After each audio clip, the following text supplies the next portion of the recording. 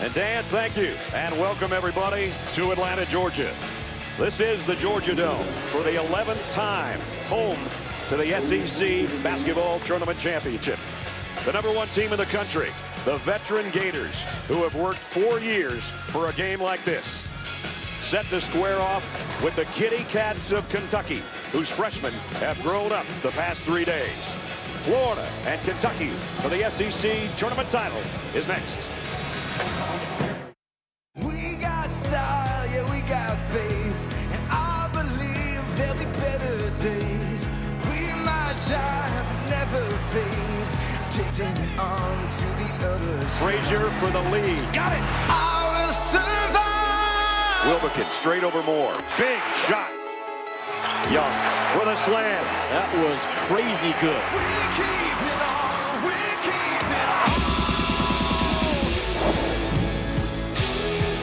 The SEC on ESPN 2014 Tournament Championship game time is now. We welcome you to Atlanta, everybody, as we get set for Kentucky to square off with not only the top seed, but the #1 team in the country, the Florida Gators. We have the #1 and #2 seeds, and we welcome you back. Brad Nessler with Jimmy Dykes. Shannon will join us shortly. Partner, the youngsters at Kentucky have grown up the last 3 days. They're getting better when they need to get better, and Florida a stifling defense the past couple of days. Yeah, the theme for Kentucky has been John Calipari with a tweak to his system. I don't think there's been one. X's and O's wise, what he's done, his guys now are playing with maximum effort.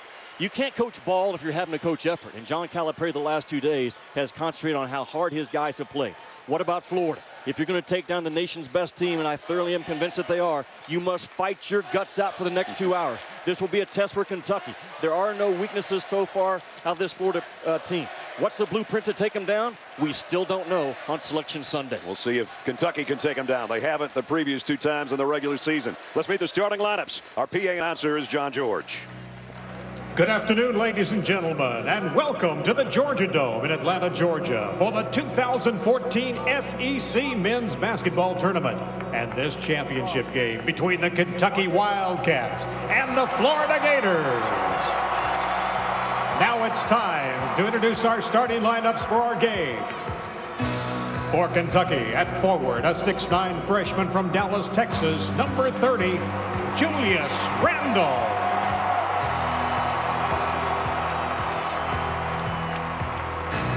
For Florida, at forward, a 6'8" senior from Bordeaux, France, number 15, Will Yeguet.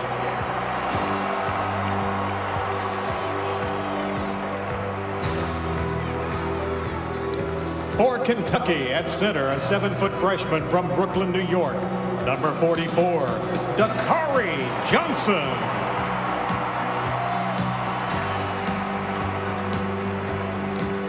For Florida, at center, a 6'9" senior from Jacksonville, Florida, number 4, Patrick Young.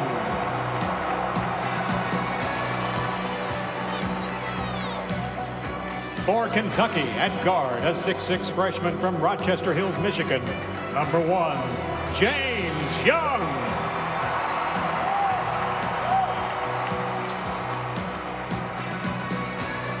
For Florida, at forward, a 6'6" senior from Jackson, Tennessee, number 24, Casey Prather.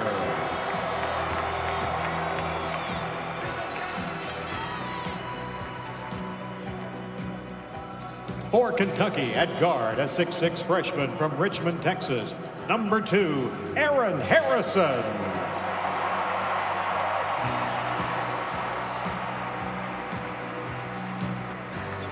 For Florida, at guard, a 6'4" sophomore from Tampa, Florida, number 20, Michael Frazier II.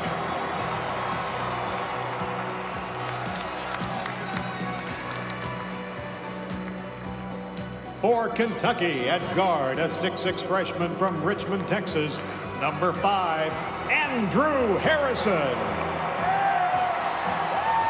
For Florida, at guard, a 6'2" senior from Gainesville, Florida, number 5, Scotty Wilbekin.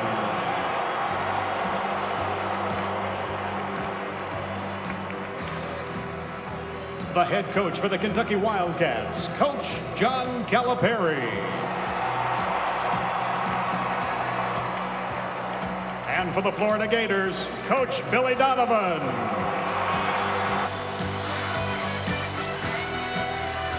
You've met the starters, you've met the coaches. One more starter to meet. Third member of our team, Shannon Spake. Well, Brad, if you ask any player on any team, they would tell you that they would love another shot at their conference rival. And today, both of these teams, they get just that. Billy Donovan, however, admitted me today that this has been a lopsided rivalry over the years, as Kentucky has dominated in both the regular season and in the tournament. Coach Calipari, he even won his 500th overall win against the Florida Gators, and he proudly displays that ball, among others, in his office. But do not forget, it was the Florida Gators who swept both games this year in the regular season. So what's better than a little rivalry? Well, a rivalry with maybe a little redemption. Thanks, Shannon. 69-59 in game one this year, 84-65 on senior day in game two. Last team to sweep Kentucky 3 times.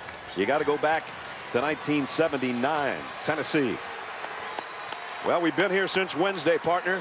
This is what it's all about right now. Absolutely. The Big Blue Nation again fills up the Georgia Dome, and talked about it yesterday, and I think this young Kentucky team has fed off this crowd. This is not the season ticket holders. This is the core of the Big Blue Nation that has made their way south.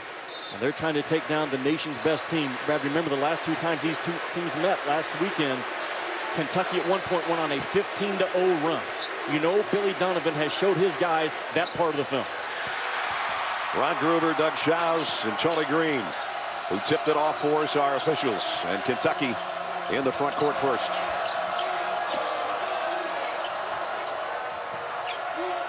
Randall had it knocked out of his hand. Still Kentucky ball. Airtight man-to-man defense by Florida. And their zone is just as tight pressure on the ball. Aaron Harrison into his brother. Right back to Aaron. Had the big day yesterday. Missed an opening 3 there. Frazier straight up with a triple for Florida. Yeah, well, you've got to know where Frazier is at all times, Brad. He is a catch-and-shoot specialist. In the opening defensive possession for the young Kentucky team, they don't identify the best shooter in the building. You get knocks it away from Randall. James Young's first touch in traffic. Put back up by Dakari Johnson.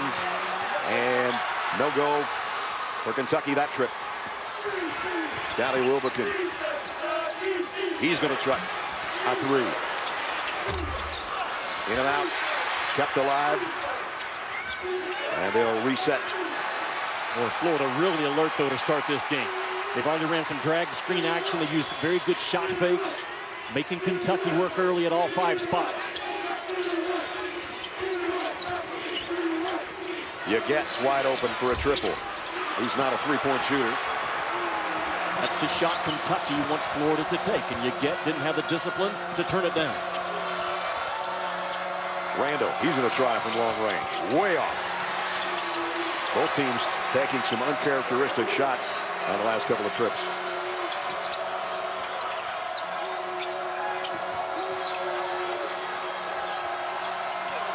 Florida's defense, sometimes it looked like there's 6 guys out there. Or 7. Johnson from the free throw line. Comes right back to him. And now he muscles up too much. And an offensive foul. Brad, Florida's first shot defense is good enough to win this game double figures. Their second shot defense, though, is going to decide this basketball game. Dakari Johnson takes it right in the chest of Yaget. That's an easy call to make. And can Florida get enough game-winning rebounds off the defensive board for the next 2 hours?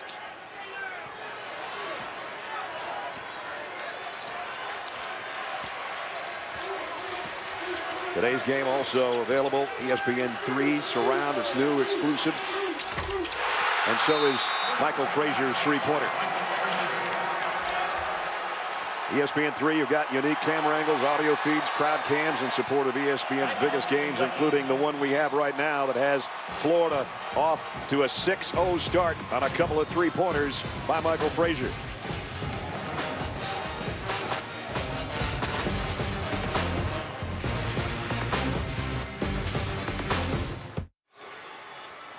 Jimmy, Florida off to a good start from outside the arc. 2 3-pointers by Michael Frazier. Well, Florida, Brad, they've done a good job in their transition game offensively and their half court, getting that ball in the pro slot to free up Frazier for his second good look. And you don't want him to be on fire early because he may never cool off. If you don't make hard cuts against Florida, you will not get open in scoring spots in this game. And will this young Kentucky team adjust to that within the game? So far, they have not. Right now, Kentucky's whole offense was moving Young and nobody else. And finally, they get the outside jumper for Andrew Harrison. The two brothers were really good yesterday. Andrew Harrison with 9 assists. A lot of those went to his brother Harrison, a career high in assists.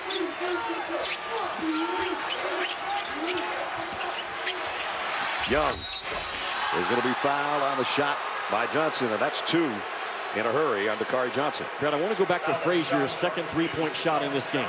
Scotty Wilbekin has this set up in the pro slot. You're going to receive a ball screen, but that angle, that 45-degree angle, is so difficult to defend, especially when you spread shooters out around it. That pro 45 spread pick and roll action with shooters is the single most difficult thing to cover in the basketball game right now. Patrick Young at the free throw line with his first points, and Johnson's got to go to the bench with 2 early fouls. Patrick Young, the senior out of Jacksonville. This is his 145th game in that Gator uniform. 2-time academic All-American, on top of being a heck of a basketball player. Got 1 of 2. 7-2 Florida.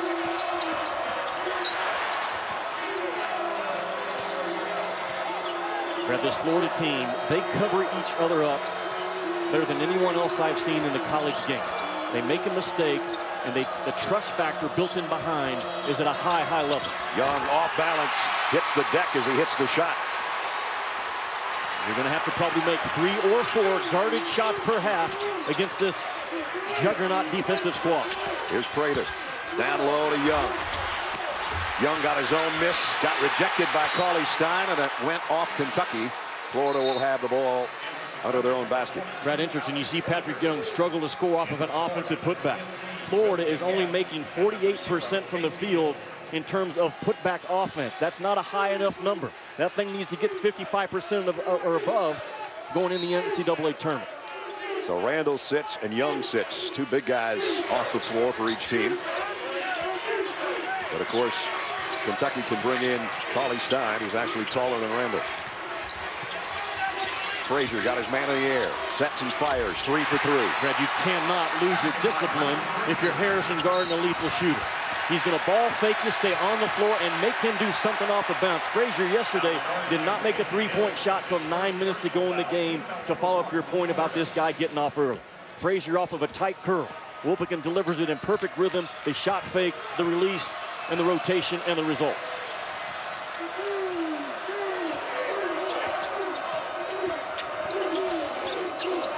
Poitras in the lineup for Kentucky.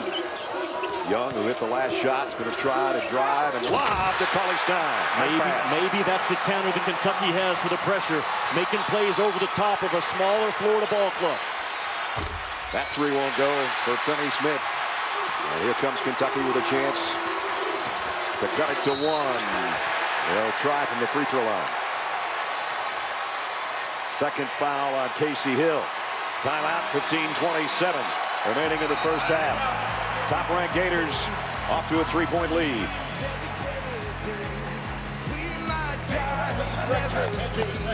Taking on to the other side.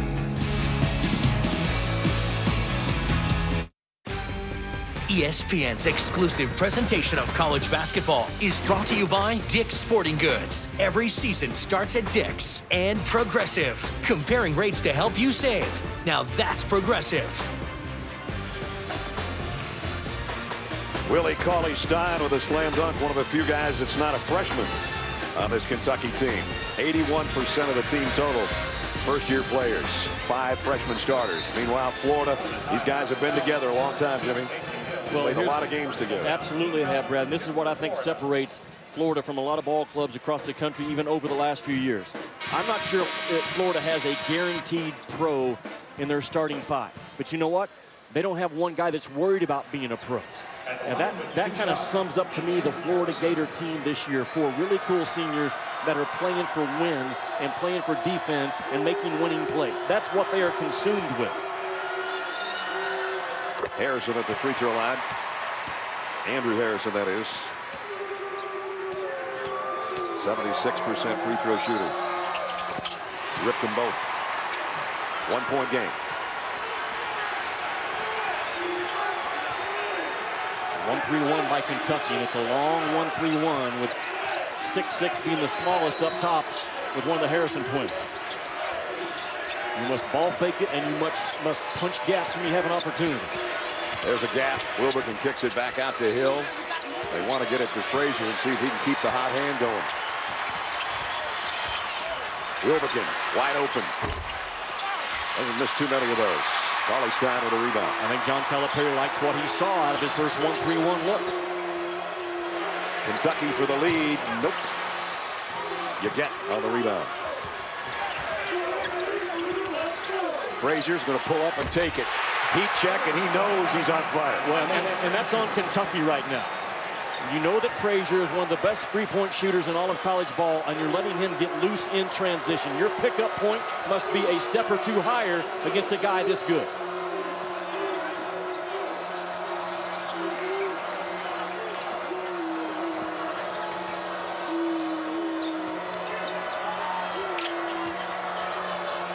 Poitras slipped a little bit now at the elbow. He's going to take it and score.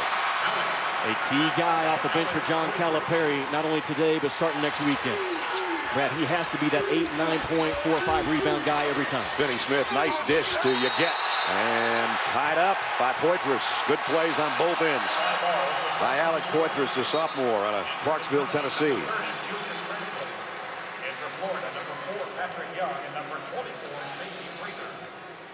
What Kentucky do, Brad, what they can do is mash you around the rim, really on both ends of the floor. Their layup defense, Kentucky's layup defense is outstanding. Still Florida ball by the possession era, despite the great play by Poitras. Wilbekin, bounce pass to Young. Again rejected, this time by Randall. And again, layup defense by Kentucky, as good as we have in the college game. Randall kicks it out. Harrison with a pull-up. Frazier with a rebound. But Kentucky's moving the ball. They're playing loose. They're playing fast. Not a good pass.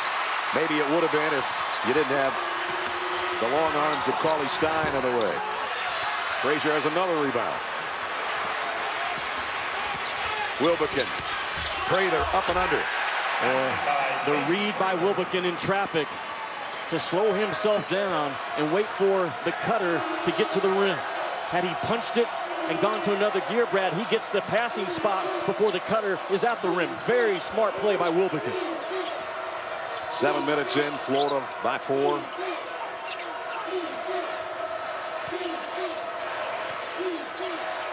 Andrew Harrison on top with 10 to shoot. Anytime Kentucky's standing, that's not good offense. They guard themselves still as a young ball club. Now it's 3 to shoot. Poitras is going to have to get it up if he gets it at all. And Yeget will snatch off the miss. And the ball wasn't hot. It didn't get to the third side of the floor. Advantage Florida.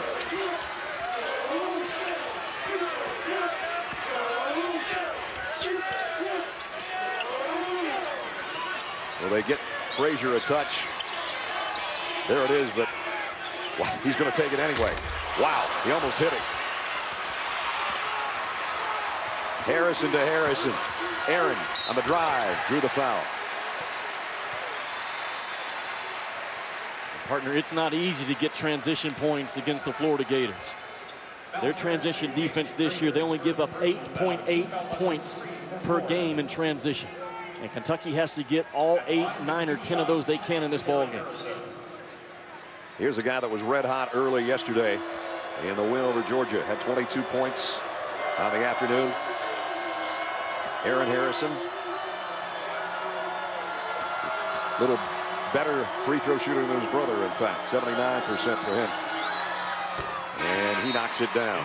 Day you've been waiting for. Coming up, 5:30. SportsCenter provides wall-to-wall coverage of the brackets as they're announced. At 7, our experts will break it all down. 2 hours of bracketology. Who's in, whose bubble's already burst, who's going to make a run maybe to the Final Four. Selection Sunday on ESPN and also live on Watch ESPN. Coming up when we're done today. Just in the last 2 days in Atlanta, from Kentucky, I've seen fewer and fewer tired possessions, fewer and fewer AAU possessions. What do I mean by that? They're not giving up on plays on either end. They played with a lot more energy, and they're playing a lot more team ball. November, December, January, I couldn't say that about this Kentucky team. Good point. Raylor. Again, he's not the guy you want taking the outside jump shots, and I think Billy Donovan's going to let him know that at some point. Randall picks up the foul. With 11:59 remaining in the first half. John Calipari. Why, he says. Billy Donovan saying the same thing about Casey Prather's jump shot, I think. 14-12 Gators. Play, and 11 of those points have come from Michael Frazier. Well, Kentucky has to tag Michael Frazier, Brad. He's a catch-and-shoot specialist. He's shooting an adjusted field goal percentage of 62% on guarded shots when you put the value of a three-point shot in. He's shooting an adjusted field goal percentage of 72% on unguarded shots. That's all you need to know.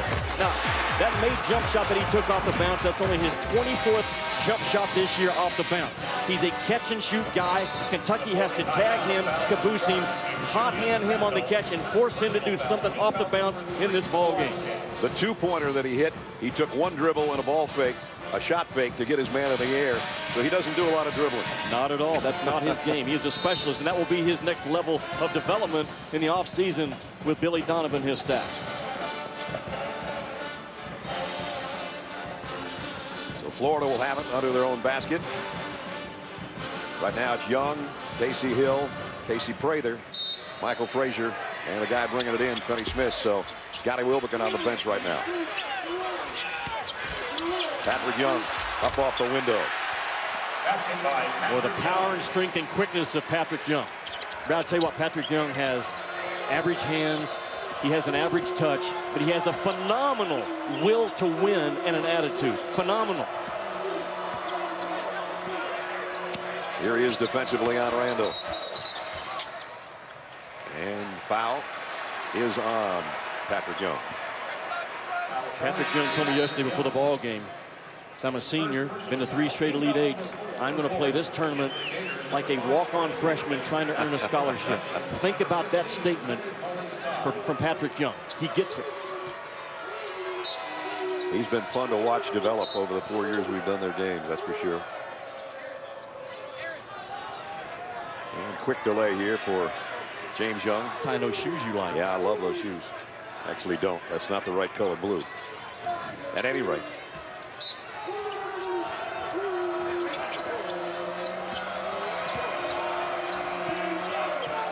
Harrison comes out, looks over to Coach Calipari, who's not looking his way.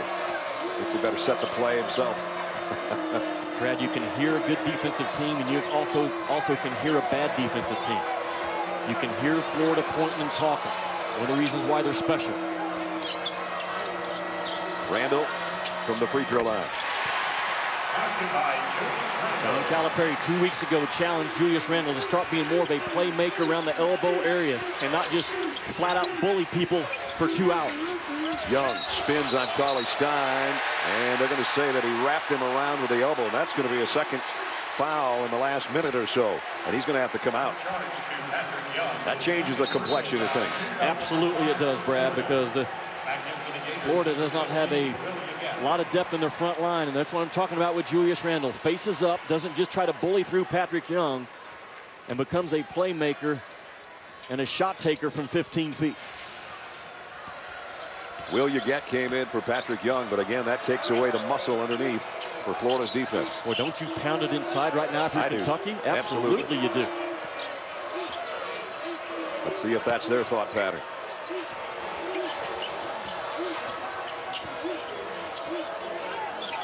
Jared Paulson, the senior, in there. Double team on Randall. Young got a quick opening. Missed the shot. Finney Smith with the rebound. You see the scrape down on Randall, though. That's what Florida does. They trap the ball off the post to save their foul trouble situation. Casey Hill, outside jumper, got it. It's always a nice addition when he can score 5 or 6 or 8. He had 5 yesterday, 7 the day before. Brad, their bench was not good yesterday, Billy Donovan's bench, and it was outstanding against Kentucky the last time they played. Talking to that Florida staff today, they said their bench is a huge key today. They must produce. Harrison missed off the glass. Wilbekin brings it down, scanning the field. Gets it to Yeget, and Yeget to Prather, and somehow he hung in the air long enough to get that to drop. Brett, your description of Scotty Wilbekin is spot on. Scanning the floor as he brought that thing up on a controlled dribble. He knew where all other 9 guys were. Look at his eyes. He feels the pressure from behind. He doesn't even have to see it. He can feel it, but he's reading everyone else. Again, the punch of the basketball towards the paint. He finds Prather on the wing, and the eye control and the eye discipline of Scotty Wilbekin is on display. He should get half of the assist on that one. And Prather caps off the 3-point play. So Casey Prather has 5, gets a pat on the backside from his coach as Florida has expanded their lead to 7. And Scotty Wilbekin, a perfect example for all point guards out there. If you want to be noticed by the next level, whatever your next level is, make sure your team wins basketball games. That's what Scotty Wilbekin does. May or may not be in the NBA, but he'll continue playing basketball someplace. I'll tell you that much. Absolutely.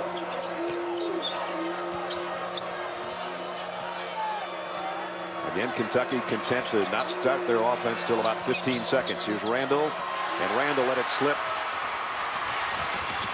Hill coming the other way. Yeget is fouled. Yeah, we documented it yesterday. Florida is a fast ball club that gets faster when Casey Hill checks in at that point guard spot. He has more pure, natural, raw speed with a basketball than Wilbekin does. So when he checks in, the pressure on Kentucky's defense now has to go to either another level to stop that basketball. Will Yeget at the free throw line, hasn't scored yet. Now he has.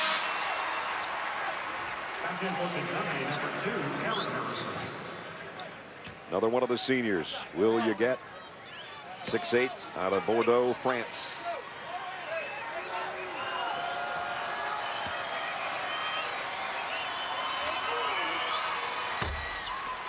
Cauley-Stein will pull off the miss.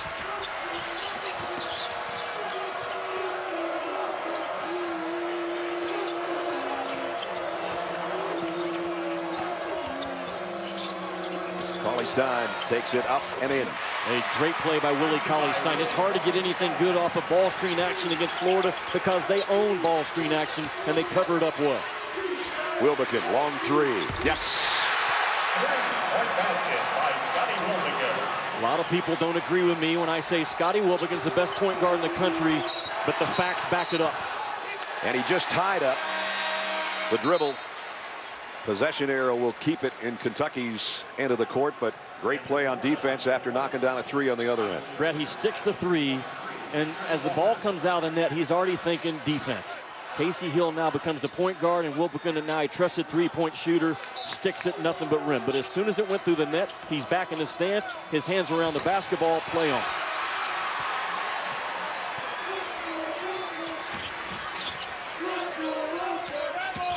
Good first move by Finney Smith. Got Randall going one way. And a foul underneath on the battle for the rebound.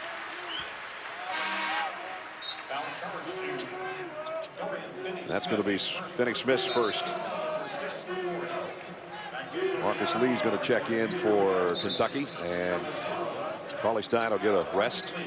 Good start for Willie Cauley-Stein. We've always said, seems like he has one up game, then a down game. He had an up game in the first round. Had a down game yesterday in the semifinals. He's kind of on his way up so far here in the opening 12 minutes. Yeah, sitting at dinner last night, and John Calipari called, and we visited for a while, and he was talking about your point right there, that he knows Willie Cauley-Stein has to be a consistent dude starting today if they're going to do any damage and make a deep run towards the Final Four. We approach 8 minutes.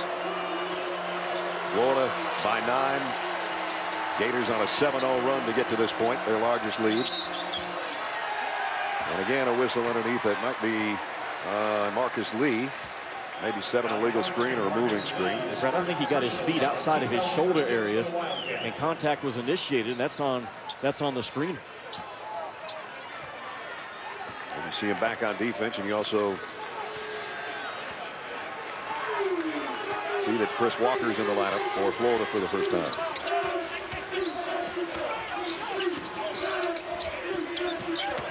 Frazier going to try to take it inside.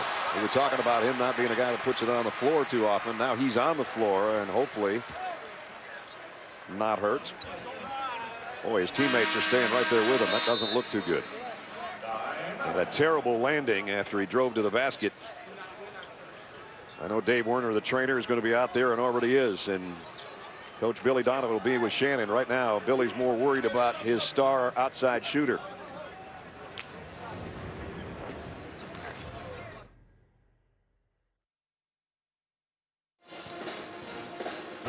The SEC on ESPN, 2014 SEC tournament here in Atlanta. Florida's got the lead by 9, and Billy Donovan talked with Shannon during the timeout. Billy, first and foremost, I know you went over there and saw Michael Frazier. What did you see? Got the wind knocked out of him. I think the way he landed, he just got the wind knocked out of him, so he'll be fine. How would you describe the way your team has started this game after 2 slow starts the last 2 games? I think we've started well. You know, I mentioned to you, I think, yesterday, you know, I thought we got off to a pretty good start against Tennessee. But when we subbed, where we had a drop-off, I think Casey Hill and some of the younger guys are playing well right now, which has been able to help us keep some intensity on the court right now, which has been good. Thank you, Billy. Thank you. Well, that's good news. Michael Frazier. Everybody in here kind of held their breath. You could hear a pin drop in the Georgia Dome. 20,000 people in here. Kentucky fans, just like the Florida fans, hoping that nobody's going to get hurt.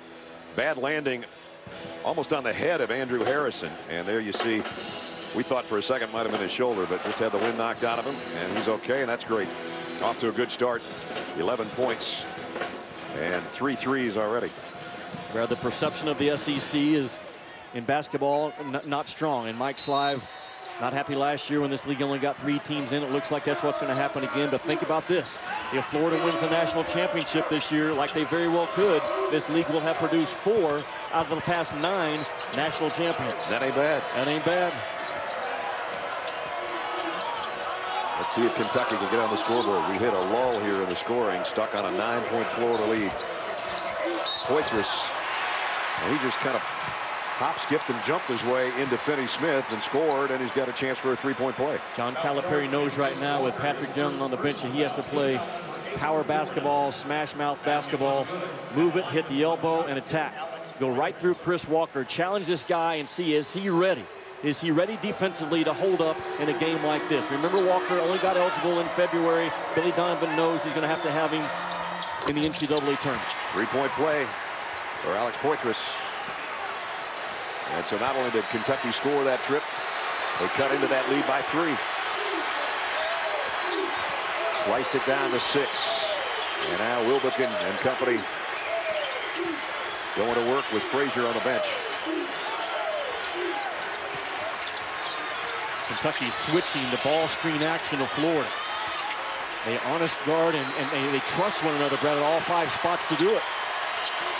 Wilbekin driving against Cauley Stein. Drops it off to Walker, and he had to put it up off the window because time was running out, and he did it perfectly. An emergency shot and an emergency pass by Wilbekin. How about Willie Cauley-Stein coming out and taking on the point guard and leveling him off? The foot speed and quickness with Willie Cauley-Stein and Randall, very impressive, allows Kentucky to switch.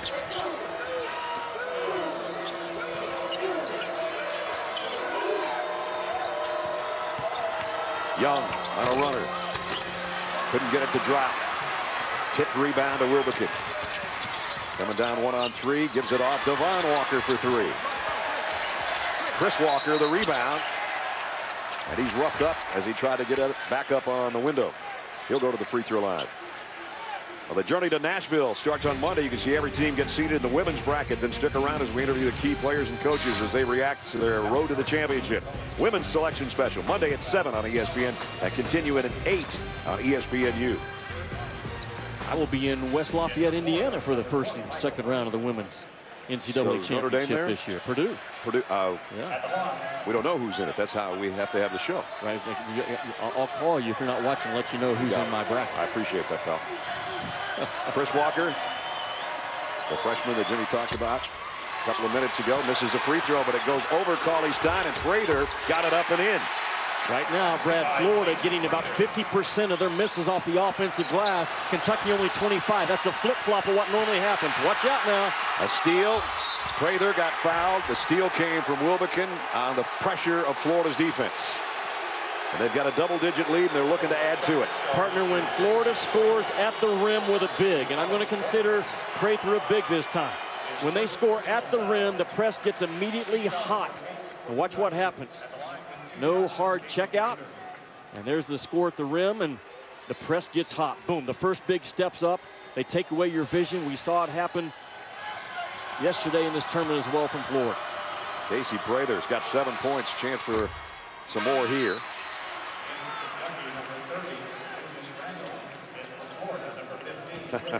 Nice championship belt.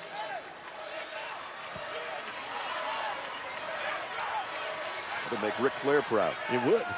He's a big Gator fan, by the way. They've got all the pieces Florida does to walk away with a real belt at that Final Four in 3 weeks. Missed both free throws.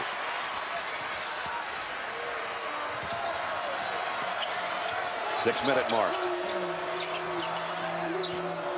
Aaron Harrison can't get it to drop, and loose ball picked up by Aaron Harrison.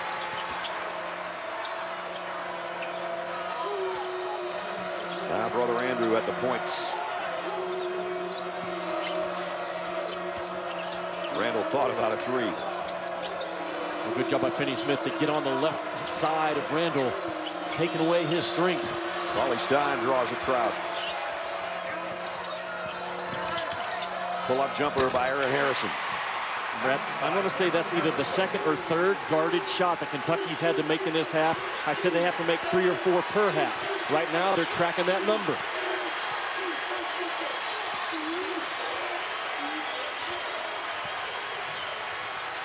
Wilbekin, deep triple. Yes! Every once in a while, Kentucky will get burned because of how much they switch on all the ball screen action.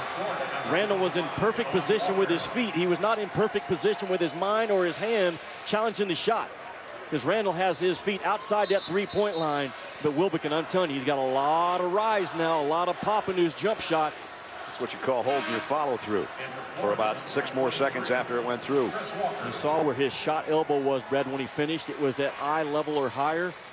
That's what the good shooters do to you now. And he's given his team their biggest advantage, up 11 now.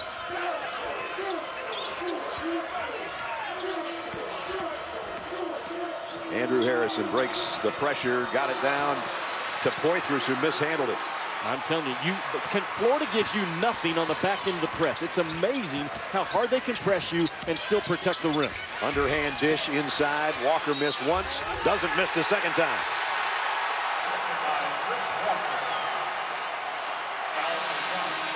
Brad, 2 days before Chris Walker got eligible, had about a 30-minute conversation with John Pelfrey, the assistant coach, about what you expect from Chris Walker going forward. He said, our goal by March in the NCAA tournament, can he be a 12 to 15-minute guy if he has to and produce on both ends of the floor?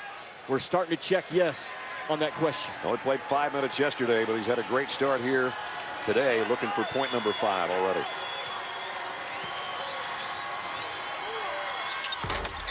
That's the first free throw he's made this year.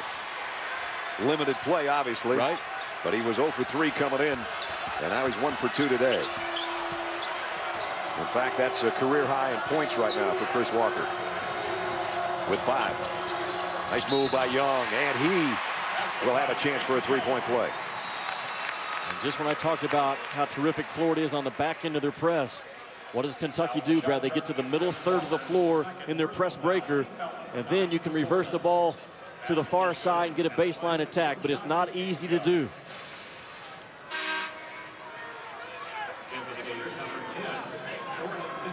This is Kentucky's 1,000th attempted free throw coming That's up. an amazing number. BYU leads the country with 1,025 attempts. New Mexico State with 1,008. And now Manhattan drops to 4th with 998.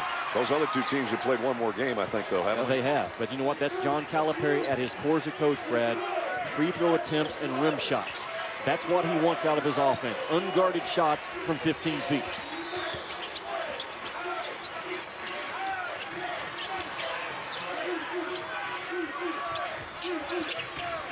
Casey Hill will dish it back out. Finney Smith now takes it in. Missed the slam. Great cut to the basket. Kentucky coming the other way. Young. He'll go to the foul line again. Finney Smith was trying to send a message is what he was trying to do. Because that was athlete against athlete with Finney Smith being checked by Randall. Randall goes too high and Finney Smith reads it and just, but again, that's Kentucky's ability to defend the rim. Willie Cauley-Stein got just a couple of fingers on it. It's all he needed. There was the text. He forgot to hit send. He did, yeah, you're right. Frazier picks up the foul.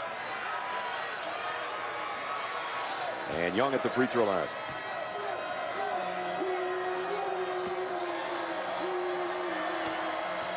James Young, a freshman as well out of Rochester Hills, Michigan. Got the roll on that one. Wilbekin and Prather come back in for Florida. Frazier and Hill will check out. There's our officiating crew today. We have a net issue right now. Doug Childs is, yeah, we have a net issue. Tangled. That is not a legal net with that net tangled around the front of the rim right there. So now we need our net fixer. That's going to be Casey Prather, our net fixer. Whoops. And now he messed it up. You got to go do more. it again, Casey. You got to go one more time. There you go. I jumped up and hung on the net at Missouri earlier this year, demonstrating a technical foul. So if they needed, how did you get up there, by the way? I could have done it. So normally you have to have a ladder and stuff, and 2 or 3 guys to hold the ladder. And Casey Prather says, I got this. I got this. Just hold on. Okay. I see the problem. I will correct the issue thusly. And we're good to go. And the eye concentration of Casey Prather. You know, the next time he wants to touch that net, cutting a snip. Cutting it down. In about 24 minutes. Yep. They are on a mission, this Florida team. Not only to cut these nets down, but maybe a regional championship down and then the Final Four.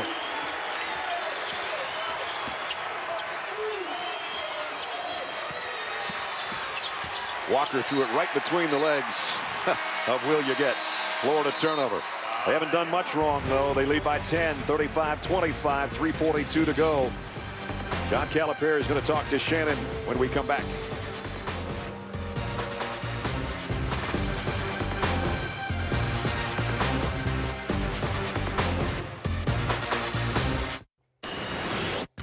I'm Reese Davis in the studio. At halftime, I'll be joined by Jay Billis and Jay Williams, changing of the guard in the ACC, and they're singing the good old song in Charlottesville for UVA, and we'll get you up to date on the Michigan State Big Ten Tournament Championship game.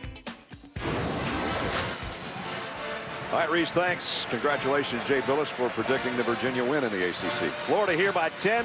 Shannon talked to Coach Calipari during the break. Coach, you knew that this was going to be a battle with Florida. What areas do you need to get more aggressive? Well, the biggest thing, you got to rebound the ball. It's our advantage. We got a couple guys that don't think it's their responsibility. I told them I'm going to take you out. Second thing is, the last 5 games, they've made 50% of their threes. So you got to make these guys drivers. So we start the game giving up 2 threes after we talk. That's what a young team does. But I'm happy with how we played with our position right now. So Thank you. We're going to keep battling. Thank you, Coach. And right now, in the paint, there's what Kentucky's done since Patrick Young's second foul. And it hasn't been enough. They have not capitalized because with Young on the bench, the lead went from 16-14 to 35-25. So Kentucky, with Patrick Young sitting over there, has not been able to throw their form of power basketball at the rim and cut into this lead. Again, backcourt pressure, as you'll see from Florida, virtually the entire game. I like how Calipari, during interviews, talks about guys without saying their name. Julius Randle has no offensive rebounds in this game. And we know who he's talking about. You look at Julius Randle and you think, who out there should maybe have at least 1 or 2? 30 in blue would be one of my first choices. And he admits freely that I'm going to take you out. It doesn't sound good, does it? Does not. I'm going to take you out. This will be Andrew Harrison at the free throw line. Always have to check number or shoe color to keep the twins separated.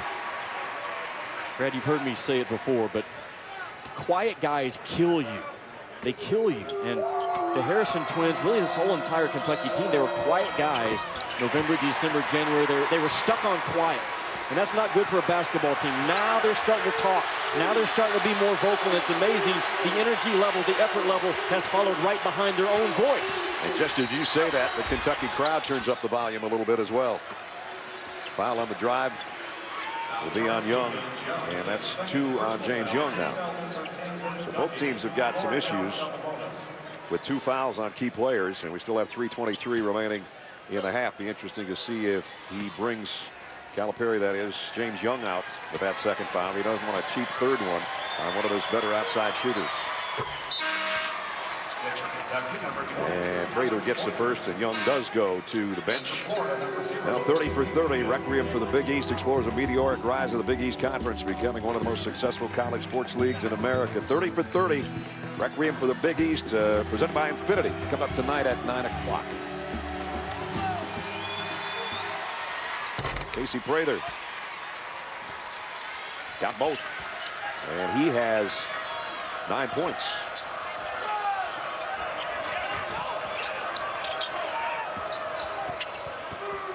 You get in the backcourt, giving Harrison some issues. Gonna have to hustle. Just made it into the front court. That was backcourt. It looked to me like his foot went right. Both feet and the ball came across the timeline and then stepped back over. And Wilbekin with the steal. And it doesn't matter. Harrison with the foul. It's going the other way. That Florida can speed you up with their full court pressure, and then they go to their half court defense, and they keep you at a speed faster than you want to play. Wilbekin came in leading the Gators in steals. Here's what we were talking about. Both feet and the ball go over. And now, watch the foot. That is backcourt. Right there in front of Doug Shows. And boy, a guy that hardly ever misses anything, missed one. Wilbekin with the steal, sending him to the free throw line after he was bumped.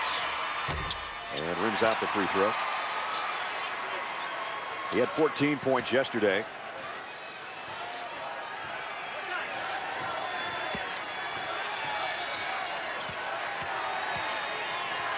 Looking for number 7 today. And he missed them both. A little bit of a rarity. Florida's only 6 out of 13 on their free throws. That's something that kind of dogged them all year, and it could dog them in the NCAA tournament too if they shoot like that. Still they lead by 10 with 2:45 and a half. Cauley-Stein in traffic. Randall, now he's got an offensive rebound. What's he going to do with it? Got it back up there, and Cauley-Stein got his mitts in the way and tipped it off the window. You know, if John Calipari is talking to Shannon about getting on the offensive glass, he's going to leave that interview and talk to his team. Again, I've talked about it earlier in this game. John Calipari couldn't coach ball for a lot of this season because he was having to coach effort. That is no longer an issue with his team in Atlanta so far. This is all effort stuff right here. Julius Randle with the power, and then Alex Poitras, boom. And Willie Cauley-Stein on the other side. Very difficult to keep the best offensive rebounding percentage team in the country off the glass for 40 minutes. Kentucky averages about 10 more rebounds a game than their opposition, and that's something that Billy Donovan told Shannon earlier. You know, we got to rebound with these guys. They lost the rebounding battle in one of the games, though they did win both games in the regular season. But I think this is a terrific test for Kentucky because, you know, they were tested the first 2 days here in Atlanta, but now they're up against the nation's best team. Even if they don't win this ball game, I think John Calipari has to leave here feeling like we have our fight. We have our passion. We have our purpose now heading into the NCAA tournament. Has it taken longer than he anticipated? Absolutely, yes. But we have to remember, he's starting 5 true freshmen, and they're going to probably be somewhere between a 5 and a 7 seed. And there's a long way to go still in this ball game for his young team to improve within the basketball game. Wilbekin over Cauley-Stein. I don't even know how he got it over his hands. How good is he? He has hit 11 threes in this tournament. But he shot it over an outstretched 7-footer that can defend. Harrison trying to answer, and Poitras, did he step on the baseline? Yes, he did. The development of Wilbekin as a three-point shooter, now 40%. Look at this. That's not a late recovery. That's Scotty Wilbekin again, Brad. Impressed with how much pop and how much power he has with his jump shot. And he shoots it at the very top every single time, snaps it off, and again, the elbow of the shot side is always at nose or eye level. On that score, on the Randall miss, was credited to Poitras, not Cauley-Stein. I have no idea what game the official scorers are watching. We'll try to straighten it out for you at halftime. Randall. Ooh. Well, he got fouled, and Casey Hill got all of it. And for Hill, that's 3. So his half is done for sure. That is like trying to get in front of or stop a train coming down the tracks in Julius Randle. His ability in the open floor with the basketball, catching it on the move. We talked about his ability for a big kid to catch it going full speed is very impressive. Kind of where he thrives, getting to that free throw strike. Hill first ran into Julius Randle's hip, which would hurt enough, and then he landed really bad on his hip when he hit the deck. It's a double whammy.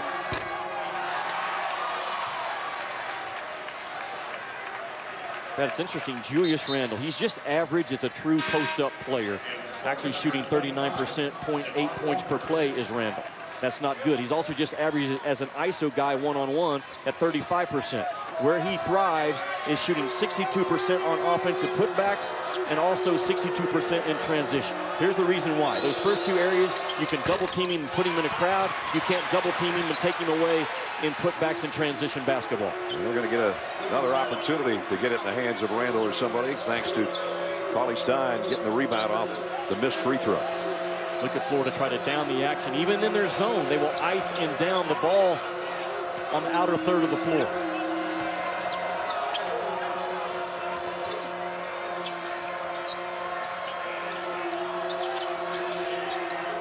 Cauley-Stein kicks it out to Harrison. Had an opening, but his brother has a better look. And a foul on the rebound. I'm not sure if it's on Yaget or Cauley-Stein. They're both number 15. I guess it's on Yaget. Those two were battling for the rebound, and so Cauley-Stein will go to the stripe. Willie is not a very good free throw shooter. Has had a good start today, though, with 6 points. He's under 50% on the year from the line. That one looked pretty good. Think about the number of points that Kentucky leaves on the floor when you consider they now have taken 1,002 or 3 free throws on the year. Yeah. You'd like to hit more than 68% of them, which is what they have done as a team. Second one comes out. So we're under a minute. Florida with a 10-point cushion. They won the first game, a regular season, by 10, and then routed Kentucky in the second game. Casey Prater had a bad bounce. Got it to Wilbekin. His pass underneath the Yaget. Cauley-Stein picks up the loose ball. Kentucky looking to run with 20 to play in the half. Aaron Harrison has it stripped. Wasted opportunity for Kentucky to cut into a double-digit lead, because now it's the Gators that can take the final shot of the half. And yesterday it was Scotty Wilbekin. You know that he doesn't want to give this ball up. You better get your hands up. He'll fire. There it goes. This one doesn't go as it did the end of the half yesterday, though. So no further damage done, but still the #1 team in the country, a 10-point cushion, and they've done it with 3-point shooting. Kentucky hasn't hit one. The Gators have 6. 40-30. Florida on top. Time for the Buffalo Wild Wings halftime report. We head back to the studio. Reese, Jay, and Jay are standing by, guys. All right, Brad, glad to have you with us. Florida with a 10-point lead on the Wildcats at the break. ACC Tournament Championship game. Virginia trying to sweep the regular season and tournament title, just as Miami did a year ago. And Jabari Parker, the fabulous freshman from the Blue Devils, absolutely covered up by Cavaliers. Well, he had 23 points and 24 shots, and UVA did a great job of swarming him. And Akil Mitchell, one of the most athletic power forwards in the game, did a phenomenal job guarding him down low on the block. He was 2 for 9 from the floor in the first half. At the end of the half, or late in the half, Coach K, a little frustrated. I'm tired of this marker. He got technical foul for throwing the marker. Ignited Duke with a couple of threes late in the half. 3-point game. Parker battles back, Jay. Not many times did Jabari Parker get out in the open floor, but when he did, it was a highlight finish. 1-point game, Duke trailing. Jabari gets it on the other end of the floor. Cavaliers still all over him. Doesn't matter this time. He scored 7 straight points. Blue Devils have a 1-point lead. But how about this Virginia offensive set? Well, Virginia runs really good offense. They're coming off that fade screen. You can curl it. You can fade off of it. Dribble, handoff. There's so many screen, rescreen. They run really beautiful offense. It's hard to guard. And it helps when Joe Harris is reining in shots. And Virginia, for the first time since 1976, they win the ACC tournament 72-63. And as we go next level, one of the things that the Cavaliers did with their offense in the second half, they got inside, hit 10 of 16 shots in the paint in the second half. Well, they got to the rim. They got to the offensive board. Anthony Gill did a terrific job all game long. And Akil Mitchell had 15 rebounds. His defense was phenomenal on Duke. There was always a Virginia body between a Duke player and the basket. You know, a lot of people are going to talk about the free throw discrepancy. Well, I'll tell you, UVA did a great job of keeping Duke out of the paint. And once again, UVA was able to attack and find ways to get to the free throw line. 25 of 38 from the free throw line. No, that's a key point. People who count free throws and free throw disparity, that's a fool's errand. You've got to look at why you got to the free throw line. And Virginia got to the free throw line because they attacked the paint and attacked the basket, and they were the aggressor. They didn't settle for jump shots all game long, and they spread the floor. They were very good at cutting to the basket. That's an excellent cutting team. And I'll tell you what, they are big and strong athletes. You know, Virginia, not sure where they're going to be seeded. They have some warts on their resume. Last year was the first time a team had swept the regular season and the ACC tournament since seeding began and didn't get a 1. That was when Miami did it. Virginia's probably looking at a 2 or a 3, but this is a far different team than you saw early in the season when they suffered some of those losses. It might keep them off the 1 line. They should not be below a 2. 2 is fair. 3 is not. They should not be a 3. They should be a 2. Well, we're less than 2 hours away from the brackets being unveiled. We'll see where Virginia winds up, also what impact it has on Duke's seeding when the tournament brackets come out in just a little while. Still to come on the Buffalo Wild Wings halftime report, we'll look at the Big Ten tournament championship game. Michigan and Michigan State. Spartans finally healthy. Does that really make a great big difference?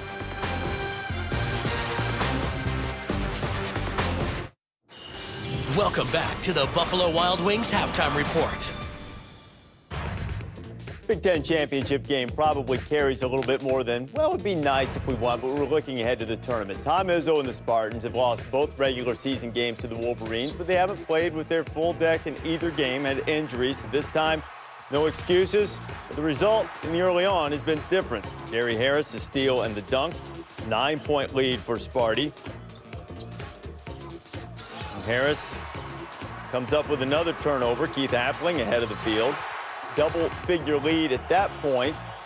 But Michigan keeps hanging around. Good offensive team. Less than a minute to play in the first half. It's 36-29. Michigan at the moment is presumed to be the 4th number 1 seed. We keep saying 4th number 1 seed because the other 3 seem locked up. Florida number 1 overall, Arizona and Wichita State. Win or lose, Michigan number 1 seed to you? Well, Greg Shaheen earlier said they had all these companion brackets for different scenarios, and I think they have to have those brackets ready because I do think if Michigan loses, there's a good chance that they're not going to get it, that you give it to another team like Virginia, who won their regular season outright and won their tournament. I'm not sure that if you're handling other teams that way, or Louisville, people think Louisville is out of it. I think they're one of the 4 best teams. Does it mean that the committee processes that way? No, they may vote differently, but I think Louisville should be in that discussion too. You know, I think that Michigan may have the advantage in the eyes of the committee due to the fact that they played in the Big Ten. The Big Ten is a stronger conference. But if Michigan were to lose, I would say that the number 1 last seed should go to UVA. I think we should credit a team for winning the regular season outright and then winning the conference championship. Even though they don't have the strongest non-conference resume, I still think you should appreciate the body of work. Louisville's still in the conversation. Hey, Michigan lost a lot of non-conference games too now. Yeah, they did. They're making Kansas's case. So Kansas played a tough schedule and lost some games. So did Michigan. This is the latest hot off the press top 4 seeds by region projected by Joe Lunardi. 4 number 1 seeds that we mentioned. Of course, that is subject to change. And Virginia is sitting on that 2 line with Michigan. You wouldn't think a straight swap because you would think that was the 4th number 1 and the 1st number 2. Villanova, Wisconsin, and Kansas all getting number 2 seeds as well. That's a lot of low possession games in the East, baby. They should look at that. They should not only add up the S-curve numbers, they should add up the tempo numbers too. This is the A-10 championship game. St. Joe's and VCU. Halil Kanasevic finds Langston Galloway. Galloway had 19. Travion Graham. Yeah, a guy that can actually space his score. VCU is all about tempo in this ball game, creating turnovers. St. Joseph's only had 12 turnovers, did a better job of taking care of the basketball this time around. Ronald Roberts Jr. 65-61 victory for St. Joseph's. Phil Martelli and his Hawks were going to go anyway, but now they're going with the automatic bid from the Atlantic 10. This is a 1-bid league. The Sun Belt, Georgia State, the regular season conference champion against Louisiana Lafayette, the Raging Cajuns. Ryan Harrow, the former Kentucky and North Carolina State, for that matter, player, gets within 1, less than 10 seconds to go. Harrow, who had a career day, had 37 points, but he couldn't get it to fall. And the Raging Cajuns are going to the NCAA tournament. Somewhere Andrew Toney is celebrating. 82-81, the final. Elfrid Payton with 19 and 6 assists as Lafayette heads to the dance. This halftime report is presented by Buffalo Wild Wings, the official hangout for NCAA March Madness.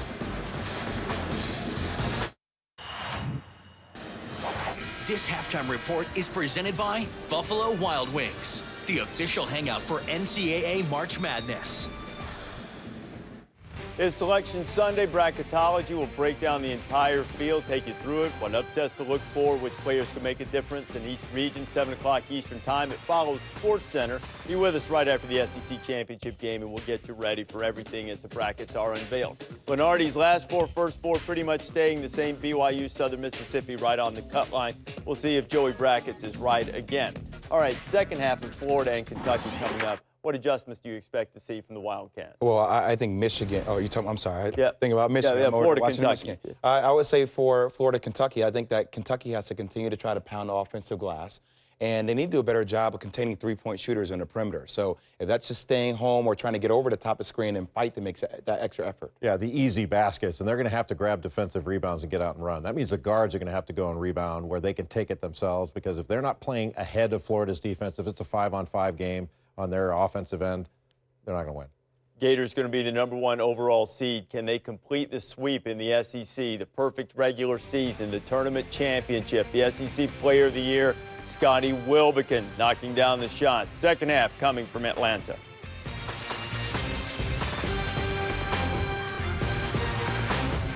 Dick's Sporting Goods. We got style, yeah, we got faith, and I believe there'll be better days. We might die, but never fade, taking on to the other side.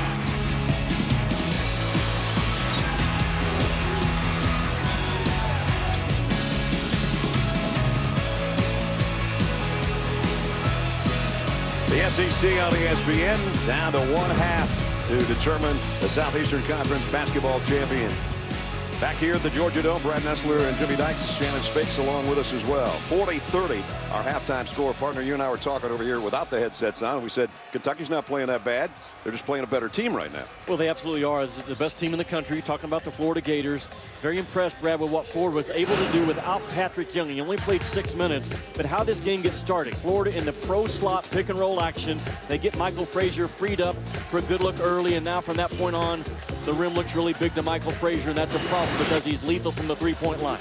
But it's all been triggered by the play of Scotty Wilbekin. This is the play that I said he slows down, reads the defense, allows the cut defense to clear through, and now he's going to punch the gap and get Prather for an open look on the weak side. He has played with terrific pace and vision and feel in this game, as all great point guards do. Now, defensively, this is a Florida team, even in their zone or their man, they're going to shoot gap. They play in his stance. And Scotty Wilbekin right now is also dialed in because he's making shots over contested long arms of Julius Randle and Willie Cauley-Stein. Is Kentucky going to go away? That is my question. No, we'll find out. Wilbekin and Frazier have each hit 3 threes. That's been the difference in the ball game right now. 11 points for Frazier and 0 for 5 from outside the arc for Kentucky. They're going to have to improve on that or get a lot of inside help, one of the two. And Randle is not starting the second half. He's talking to Coach Calipari on the sideline. And here we go. Final half for an SEC tournament title. Let's check in with Shannon. Well, Brad, you mentioned Julius Randle on the bench. Coach Calipari told me he was going to put Alex Poythress in there just to mix it up a little bit, try to get a little bit more aggressive. He does like the confidence that his team is playing with, but he said he knew this was going to be a physical game. They got to play more physical. They have to make some 3 shots, and they have to fight, or else it'll be hard to win. And isn't going to help if Patrick Young's back in there either, as he went out with 10:55 to play in the first half and now makes his presence felt immediately with the first shot of the second half. Aaron Harrison against Young, who just stood his ground. And now Johnson misses in close, and you get muscles out of rebound. Big boy rebound by Will You Get.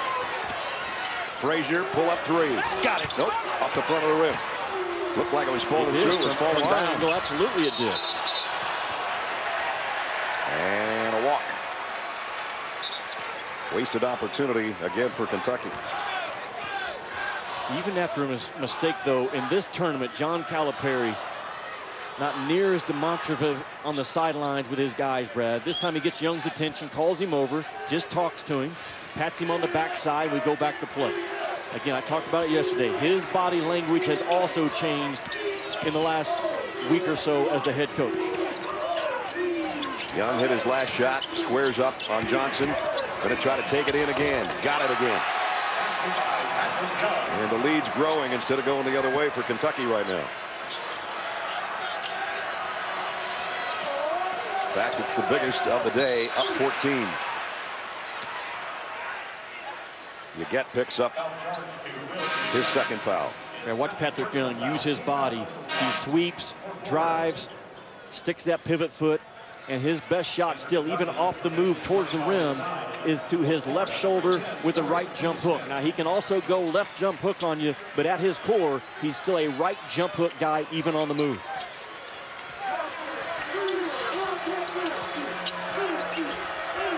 The Harrison twins, Young, Cauley-Stein, and now Randle in there on the floor. The 5 for Kentucky.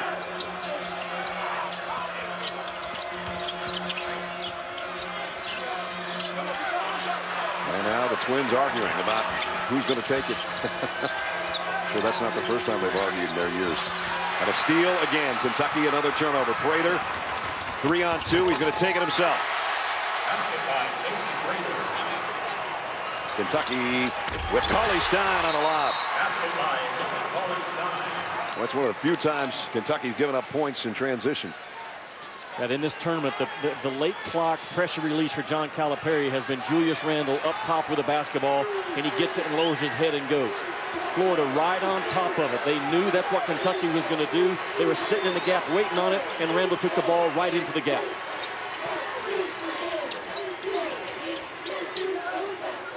Nice catch by Prather down low. But Cauley-Stein stays with him and pulls it down.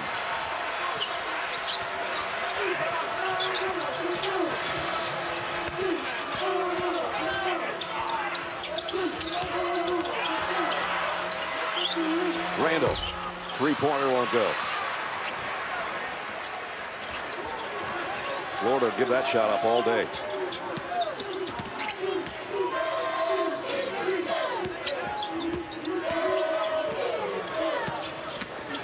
Frazier rejected by Cauley-Stein. Outlet. Aaron Harrison missed a jam.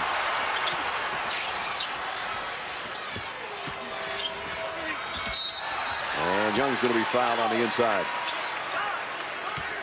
You know, unless you're 100% sure you can slam that thing, style points don't count right now. Just points count. Yeah, not at all. We've had 2 of them in this ball game. One from Florida's Finney Smith and one from Kentucky on that possession. Florida cannot win this ball game. They have no shot at winning this game Kentucky, Brad, unless they get out and run in the open floor. So how do you do that? You've got to get the ball off the defensive board and score in your transition, because Kentucky's half-court offense is not good enough yet to take down a defense like Florida's throwing out. That's clean. There was no contact on it. You just misjudged the takeoff spot and hit it on back rim.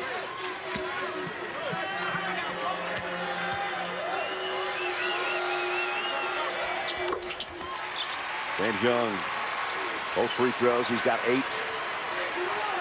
3 minutes into the second half. They still Florida by 12.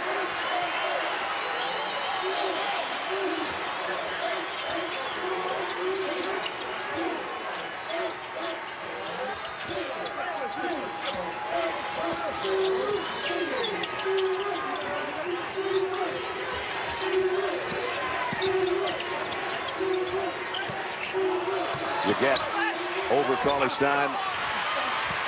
Can't get it to drop. And Kentucky can get it down to 10.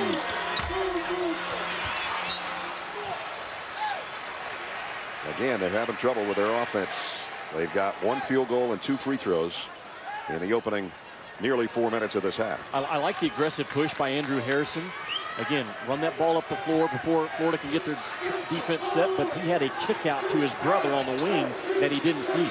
The difference in his vision and Scotty Wilbekin's vision is at 2 different levels right now. Exactly. And when he gets that part of his game, he'll be a heck of a player, because he's 6'6", as is his brother. Yes. And Billy Donovan's going to take a timeout and not wait for the TV timeout. He didn't like the looks of something out there, even though he's got a 12-point lead.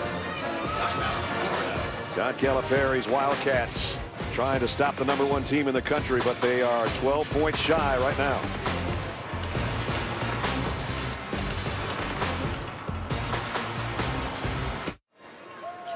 Back in the Georgia Dome, Florida leading Kentucky by 12, just under 16 minutes to play for the SEC championship. Jimmy, let's get your jet out of the hangar and see what you've got as far as top seed. Well, this is how it's going to take off here in a couple of hours. I would have Florida up there in first class as a 1 seed, Wichita State. I'm putting the Louisville Cardinals up there and Virginia.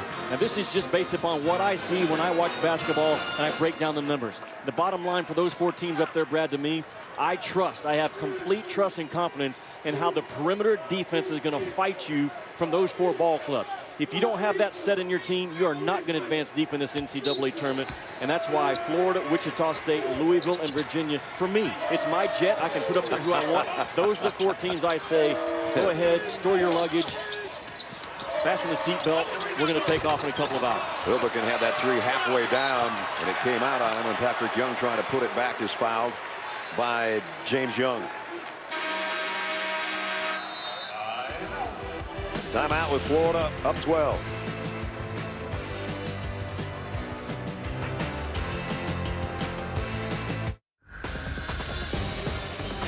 Back at the SEC Championship, Florida by 12. So you want to coach a whole bunch of McDonald's All-Americans, huh? Sounds like a fun job, doesn't it?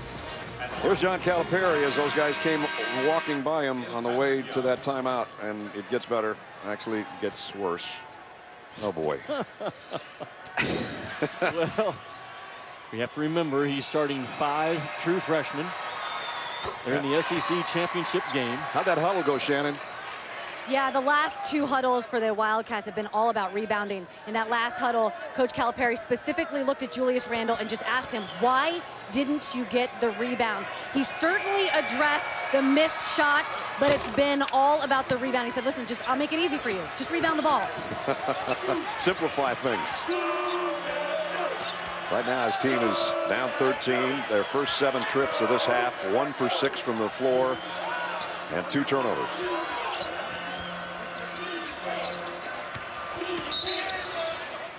And a touch foul on Finney Smith. Julius Randle in this tournament against LSU, 17-12 against Georgia, and today only 2 points. Brad, if you guard Julius Randle with your feet and you don't let him get to the free throw stripe on you, he's going to take 5 or 6 bad shots a game, and he's not going to be able to beat you. But you can't bail him out. And Florida's done a nice job of putting him in a crowd but not fouling him for the most part. Here he is on the pass out to Aaron Harrison. Three goes finally. Kentucky's got a triple. And that's John Calipari putting Julius Randle at the elbow. Again, be a playmaker, be a play finisher. Trust in his skill set. Now the Wildcat faithful trying to urge their team on as they cut the lead down to 10.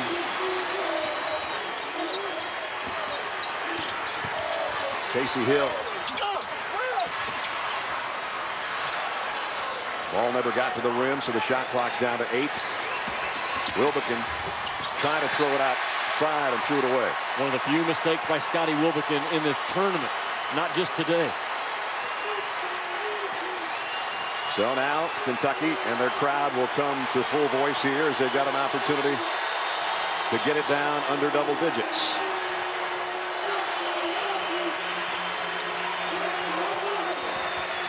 Remember, in the second regular season game, they made a run when they were really in a big hole and got it as close as 6 before Florida put the pedal down again. Randle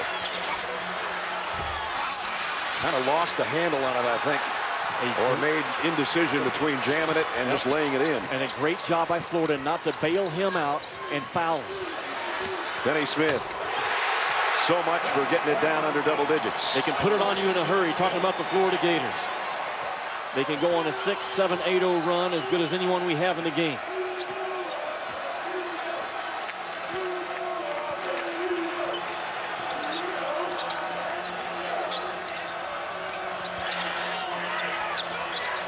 Kentucky hit 9 threes against Georgia yesterday, and now they have but 1, and they're going to need some more before this game's over. Cauley-Stein on the low block, turns with a left hand, trying to get his own miss, picks up a foul. Brad, I want to go back and talk about Florida and how they're guarding Julius Randle as he's driving that ball to his left, which is his power strong arm or hand. Dorian Finney-Smith just levels him off, gets his elbows at his ears and makes sure that he doesn't foul. Then on the next possession, Dorian Finney-Smith finishes off the play. Very important not to allow Julius Randle to drive in there, throw his body into you, and get himself to the free throw stripe, and Florida has not done it today. And now Cauley-Stein and Randle are both on the Kentucky bench. Nice bounce pass to Young for the flush. And the lead is swelled to 15 again.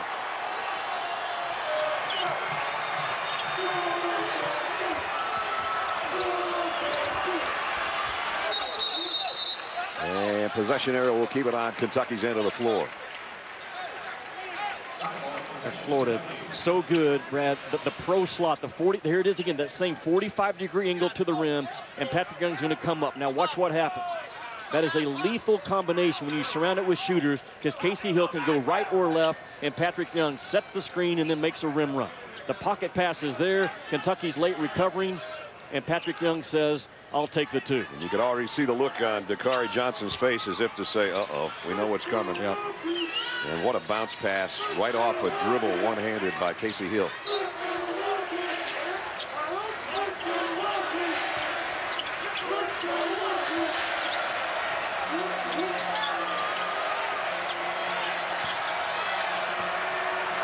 Down to 10 on the shot clock. Poitras double team and tied up by Yaget. Florida gets it back with their defense. How many seniors have that kind of emotion after causing a turnover with a hard track? That's a really short list, and Patrick Young is on top of that list. John Calipari showed his own team a game-saving, game-changing play by Patrick Young against Tennessee when he saved the ball. And look at the fire of this guy. What did he tell you? He's going to play like he's a walk-on freshman? Trying to earn a scholarship. Trying to earn an SEC tournament title, and they're 12 minutes away from it. Offensive interference. Give it back to Kentucky. Patrick Young has played so hard the last few minutes. He looks at Billy and says, Coach, I need a blow. That time he didn't want to touch that. I'm not sure he did touch that. Hard to beat, relentless effort.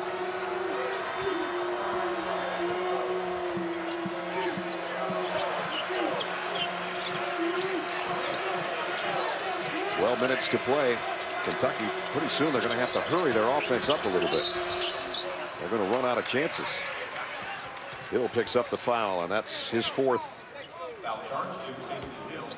Well, Most Storied Conference in college athletics has a new network 24/7 coming up in August. The SEC Network. Go to SECnetwork.com.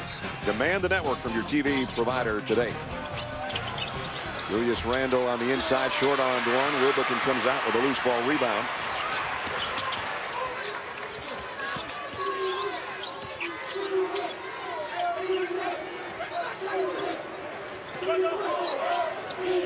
Florida can take their time.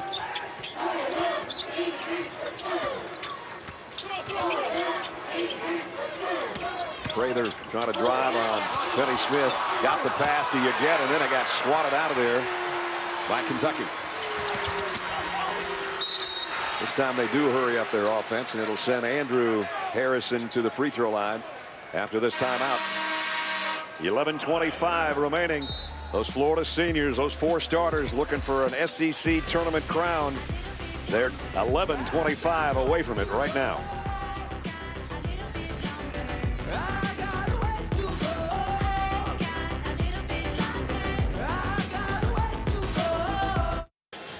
(52-37) Florida that close to an SEC tournament title too. We've been talking about the great teamwork of this Florida team. Any similarities with the last national championship club, 07? Billy's last national title team, they had future pros. Yep. And we knew they were future pros when they were playing and cutting down the nets at the Final Four. This team is built differently, Brett. I said it earlier. What I love about this Florida ball club right now, I'm not sure they have a guaranteed pro in their starting 5, but they don't have anyone that's worried about being a guaranteed pro. And you look at the 06-07 title team, we know about Noah and Horford and Brewer. Humphrey had time in the NBA as well. I think Scotty Wilbekin has a great shot to make a roster. Frazier to be determined. Prather probably won't. Yeget probably won't. Young maybe to be determined. But it's a different breed of a team that Billy Donovan has to work with this year.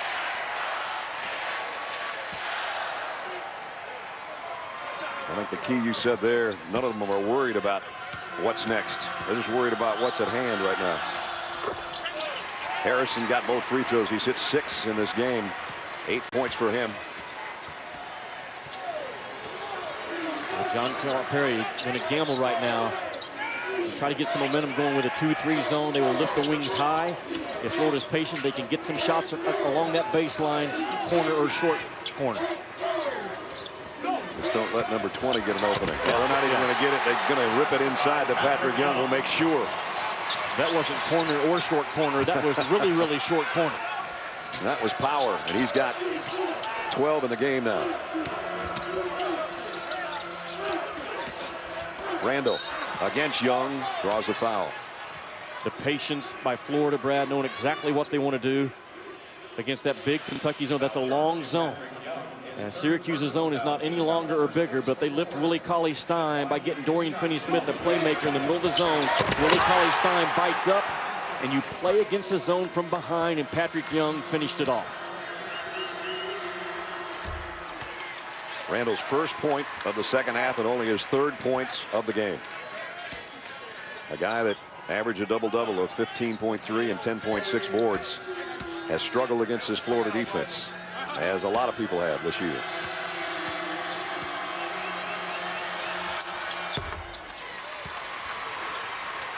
Brad, part of Julius Randle's struggles still continue. His arms are really average length, and he has a tendency to expose the ball to the defense around the rim. That will be a concern if I'm looking at him as an NBA player. That is a legitimate concern. Wilbekin 3. This one in and out, and Cauley-Stein a rebound.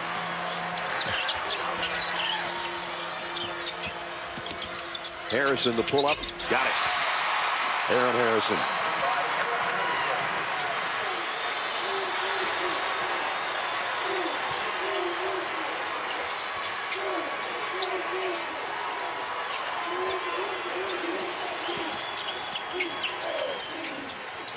Prather on a hook. Cauley-Stein pulls it down. Nice hustle by Cauley-Stein to get the pass to Harrison. And Kentucky get it down to single digits for the first time this half. Nope, not that trip.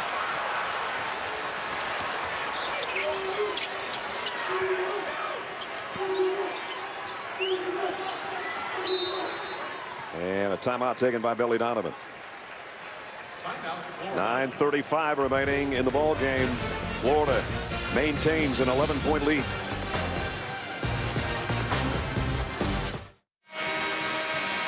Costly turnover by Kentucky on the last trip. They could have gotten it down to single digits with a score. Instead, they're down 11. John Calipari pleading with his troops to pick up the pace a little bit. They only got 9:35 remaining to do something about it.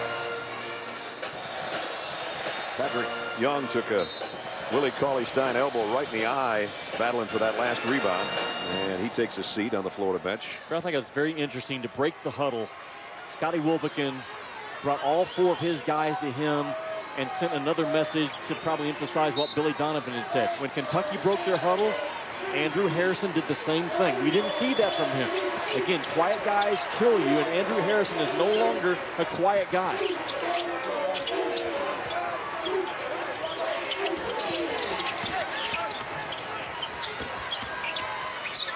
Prather almost lost it out of bounds. Down to 6 on the shot clock. Wilbekin. He has to throw up a prayer. And it goes up and hits the score, the shot clock, I should say. So good job that time by Kentucky. Now can they do something with it on offense? The crowd here, a pro-Kentucky crowd, is hoping so. What does Billy Donovan's press do, Brad? Look at the lag time right now. After they broke the press, a lot of lag time, and now 18 before they get into their offense.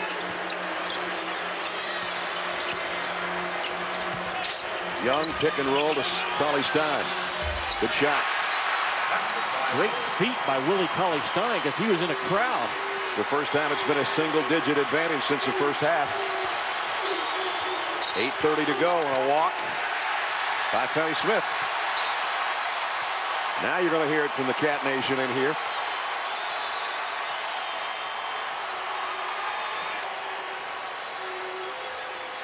And again, full court pressure coming from Florida. Brad, to me, it's the cumulative effect that Florida has on you with their press that gets into. Will Kentucky's big physical guards hold up the remaining 8:20 against that pressure?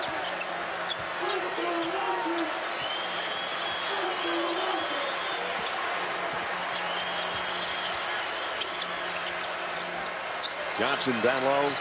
Harrison, a three. Got it. Here come the Cats.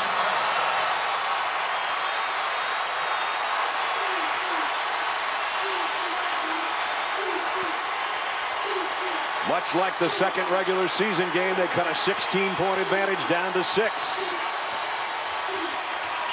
Rejected by Cauley-Stein. Harrison on the run against Wilbekin. Up and in.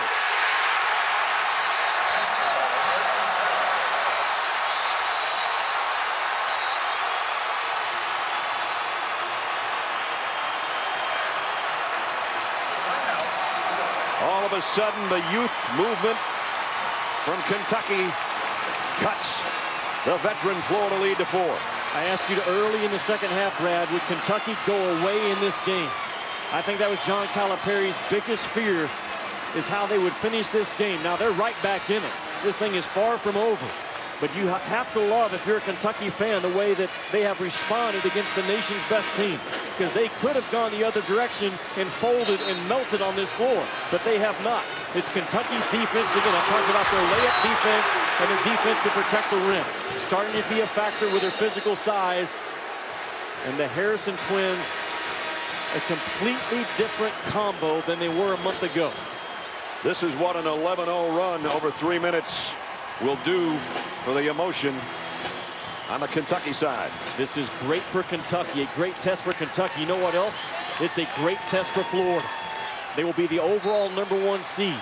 They will have pressure on them like they've had all season long. The pressure is back in the building.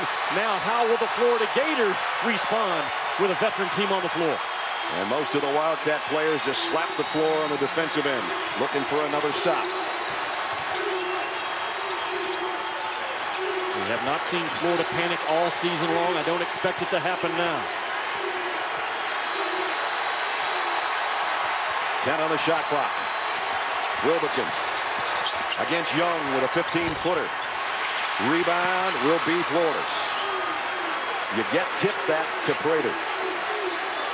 Now going to make Kentucky work again. This will test the defensive discipline of Kentucky to stay locked in back-to-back possessions. Wilbekin for three. Rebound, Cauley-Stein.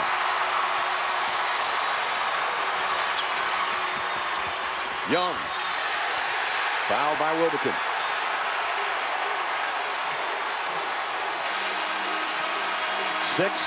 .46 remaining. We didn't have a ball game about 5 minutes ago. Trust me, we got one now.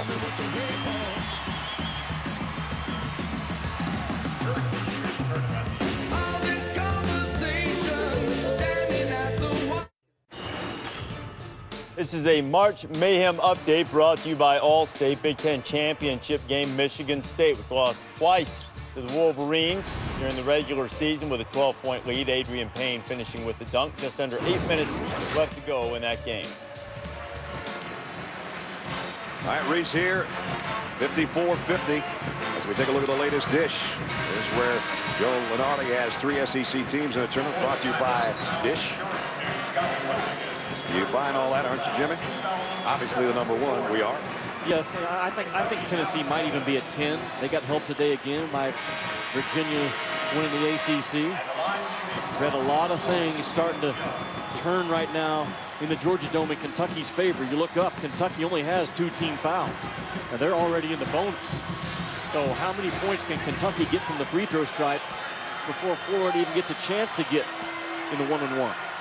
James Young's 4 out of 5 from the stripe today. Knocks down the first. Kentucky now 7 out of 7 in the second half from the line. We talked about the number of points they leave on the floor with over 1,000 free throw attempts on the year. Now would be a nice time to make them.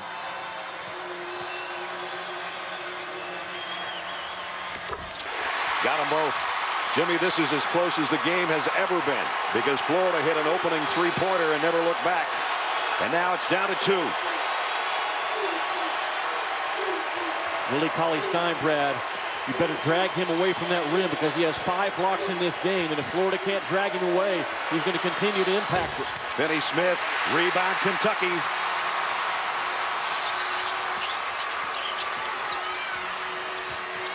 They've never led in the game. And Cauley-Stein undercut by Finney-Smith. Cauley-Stein with 10 points. Now, or 9 points, now 11 rebounds and 5 blocks. And at some point, you just cannot erase the 7-foot length and the wingspan with a smaller Florida ball club. Cauley-Stein hits about every other free throw that he takes. He hit that one.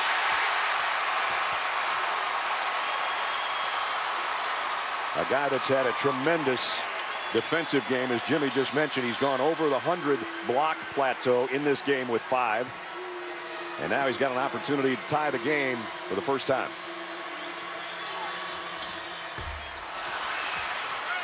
Still Florida now hanging by the fingernails with a 1-point lead. Frazier for 3. Got it. That's Kentucky right there in a nutshell, Brad.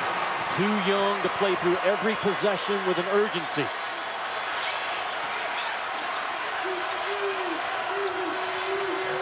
We've talked about all year long the resiliency of this Florida team. When they're pushed to the brink, do they come back? This is what they're doing right now. That 3 by Frazier gave them a 4-point cushion. And Florida lost it on the baseline, so it's Kentucky ball. Brad, Michael Frazier got loose in transition on that last play. And you know, Florida, they have to tag him. They have to identify him. That's the guy that potentially making game-winning shots in this dome. Cauley-Stein trying to spin for a shot, kicks it back out. Harrison missed a 3, and Frazier with a rebound.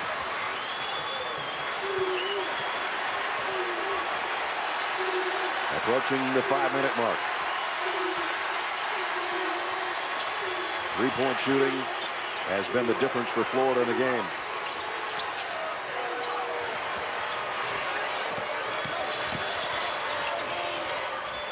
Will out to Wilbekin with 10 on the shot clock. Wilbekin himself off the window. No panic. There's no panic out of this senior class by Florida. Aaron Harrison did a good job to not leave Frazier in the corner, and Wilbekin drove the ball to that side and got himself to the lane.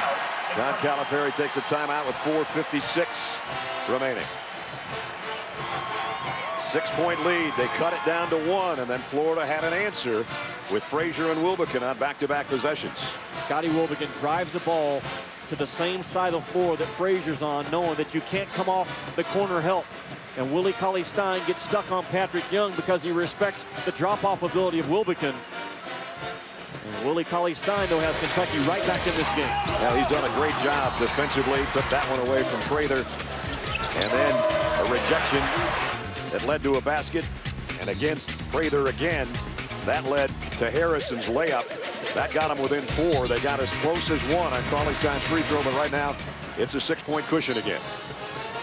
Let's check in with Shannon. Well, Brad, you talked about how resilient this Florida team has been. It's been about sticking to the process, according to Scotty Wilbekin, knowing that they have been here before, they've been through these experiences and fighting through it. Interesting, in that last huddle, Patrick Young looked at all the guys and said, we knew that this run would happen. We have to stick together. We have to fight through it. You know, amazingly, we talked about Wilbekin being the SEC Player of the Year. The last 2 SEC Player of the Years for Florida, Chandler Parsons was the last one. Neither one of those guys led the team in scoring. How about that? That's just the balance and the togetherness and the toughness that Florida plays with. They do what's right when it's really, really hard to do what's right. The best definition of toughness I've ever heard came from Brad Stevens 2 summers ago when he and I were at a clinic together.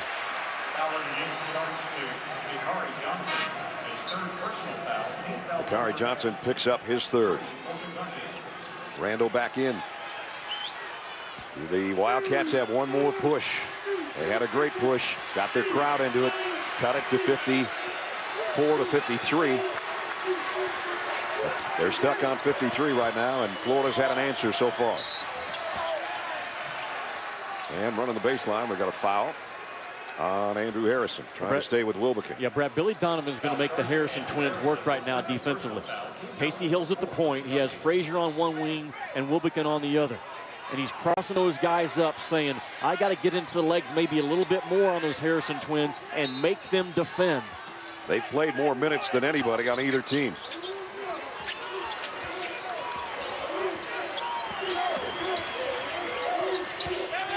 Hill back out on top. Wilbekin has a look at Coach Donovan. And now again, he's going to run the baseline. Boy, a big mismatch. And finally they get reattached. Now the Harrison twins are on the shooters. How about Cauley-Stein? We just showed you what he's done this half defensively. Comes up with a huge steal. Randall asking for it down low, but the pass the second time, Prather saw it coming and jumped in the lane to get the steal himself. Yeah, it's almost like one freshman point guard said, I see your bad pass and I'll raise you a bad pass.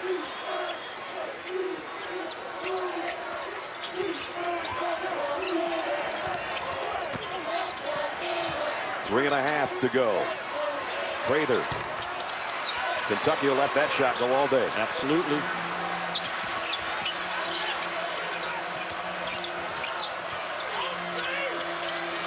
Randall, they're finally going to touch down low, but they have to bring it back to Andrew Harrison at the point. And a whistle and a foul is on Wilbekin, I believe. 3:12 remaining. Top seed and #1 team in the country. Still hanging in there by 6. ESPN's exclusive presentation of college basketball is brought to you by Dick's Sporting Goods. Every season starts at Dick's.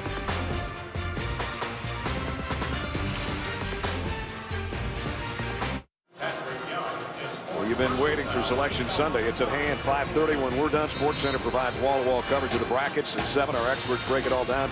2 hours of bracketology. Selection Sunday, it's at hand today on ESPN and also live on Watch ESPN.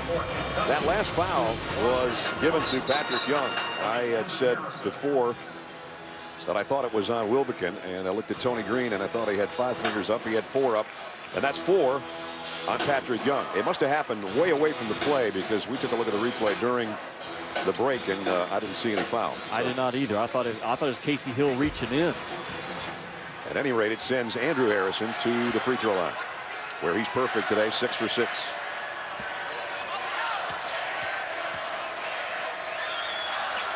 Still perfect. 9 points for Andrew.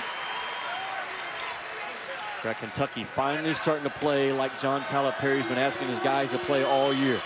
Score at the free throw line, score around the rim, and trust our defense at the other end. And you see the free throw numbers starting to pile up for Kentucky in this game. Got them both.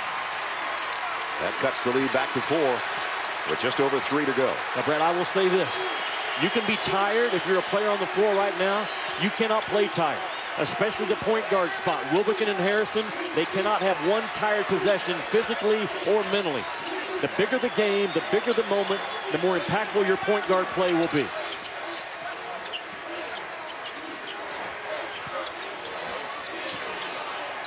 Eight on the shot clock. Frazier, they've held him in check for the most part. Kentucky has this half.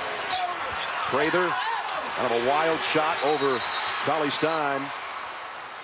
And timeout taken after the rebound. I think it's a shot clock, Brad. It never hit the iron. So the officials are the ones that took the timeout. I don't believe it ever hit the iron, and before Kentucky could really get possession of it, the shot clock goes to 0. That's what it was. Yep.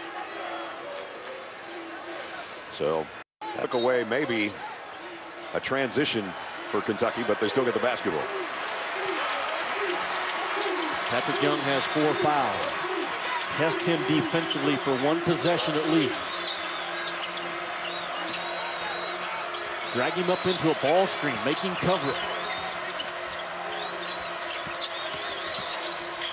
Harrison, Aaron Harrison in, up and under, 2-point game again. A good job of Harrison to recognize Patrick Young with 4 fouls. If he can get going downhill, go all the way to the rim. No reason for a floater or a pull-up. Bounce pass is a beauty to Young, and he got it off the window. Scotty Wilbekin put that pass right where it had to be. Didn't he, though? Because if it's not there, the quickness, the recovery speed of Kentucky erases an automatic 2. Pass on time, on target, Young up and in.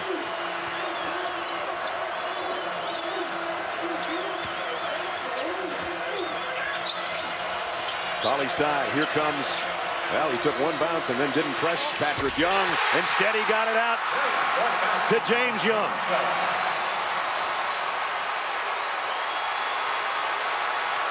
Speaking of Young, the freshman Wildcats are within 1 again.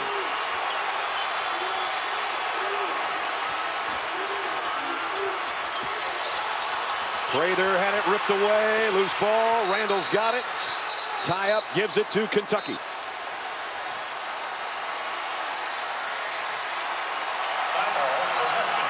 You're trying to take down a senior team in Florida. You better fight your guts out for 2 hours, and I think Kentucky has done that. There's a drive by Harrison, knowing that Patrick Young is not going to come over. And look where the pass is delivered, Brad, just above waist level. So all Young has to do is get it up and in because of the threat of the recovery speed of Kentucky around the rim. James Young answers. He made a guarded shot.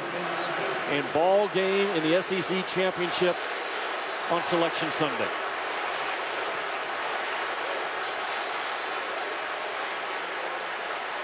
Exactly what both teams needed. Kentucky needed to prove to themselves, if nothing else, that they can hang in with the nation's best with the NCAA tournament starting. And Florida needed to be tested. Florida did not need to win this game by 20. And Billy Donovan knows it. He's okay right now where this team is. 1 to play, 1-point game.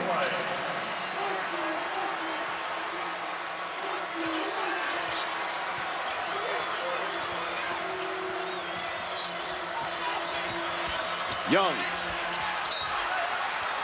Out of bounds to Kentucky. Last touch by Florida. There's 15 seconds remaining on the shot clock. I take a timeout if I'm Calipari with a young team. He just called it. Yeah, that's a great call by Cal. Get everyone on that same page right now. This is a critical possession that they cannot give away. A reminder for you, you can tune in to ESPN3 for complete coverage of the trophy presentation immediately following our coverage here on ESPN. We started all this on Wednesday. We couldn't ask for anything better, could we? We had great games leading up to this one. It looked like Florida was going to run away and hide in this one. Kentucky wouldn't go away. Less than a minute to go, 1-point game. I agree with what John Calipari told me last night. I think their positioning in the bracket was already set prior to the tip. And I think the same way with Florida. They're overall #1 seed. So this is all about the mojo that John Calipari was trying to get back with his guys in a 3-day period. He has captured that regardless of what happens to Kentucky the remaining 45 seconds. He knows he now has a team that's a threat to get to that second weekend. Billy Donovan still, there's no question. This is a team good enough to win the entire thing. Well, they've shown all season long that they can come back when they've been pushed. They've been pushed to the brink right here because finally a smile. And he said, a wink, a wink. Hey, attaboy. Good job. The body language of Calipari, Brad, we've watched it. He had horrible body language at times as a coach for this young Kentucky team, and probably rightfully so. Those days are past. And for him to pull his guys over and wink at them and say, hey, look at this. We got #1 on the ropes. We got the ball with 45.8 to go. Florida is 14-2 in single-digit games this year. And they are 4-1 in games that were 3 points or less. Last year, that wasn't the story. They were 0 for 6 in those situations a year ago. So last year, that was a trouble spot. This year, they've been able to dig deep and find a way. Kentucky's ball, though. Oh, they pull it out. 10 on the shot clock. Andrew Harrison going to work. 5 to shoot. Kentucky's never led. And now a 1-point lead for Florida with a shot clock off. Going to have to foul Wilbekin. I think Calipari got exactly what he wanted. He didn't bring a ball screen action up because Florida is as good as anybody in the country, Brad, when you bring the second defender into the play. He wanted Harrison to attack the side of Patrick Young, knowing that no help was going to come. He got a pretty good look, but then Dorian Finney-Smith, who's their best rebounder off the bench, comes up with a big one. You're thinking free throws, not the case, not in the bonus situation yet. It was only the 5th foul on Kentucky in the half. So now Florida's got to inbound right in front of the Wildcats bench. And it will be Finney-Smith, the trigger man. And getting a straight line and break off a different angle. Just go get the ball. Someone has to be that competitive. And they'll foul Casey Hill, so that's foul number 6. That's 4 on Young. When they foul this time, we're heading to the free throw line. Same setup, same guy to trigger it in. They wanted Wilbekin's hands, and that's where they got it this time. And whoa, he's more than bumped. Andrew Harrison's going to help pick him up, but that one almost ended up in press row over there.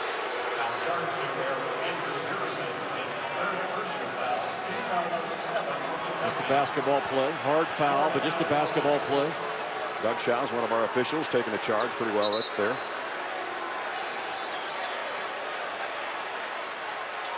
So now 23 seconds remaining, and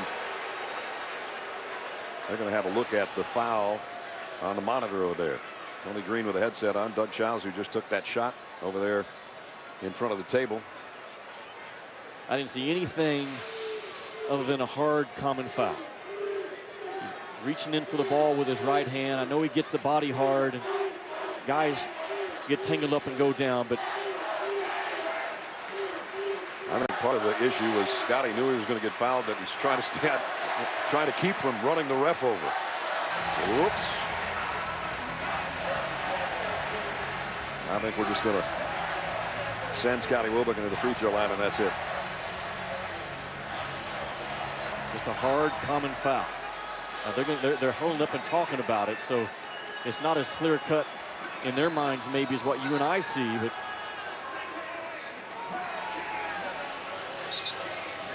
One and one, Tony Green says.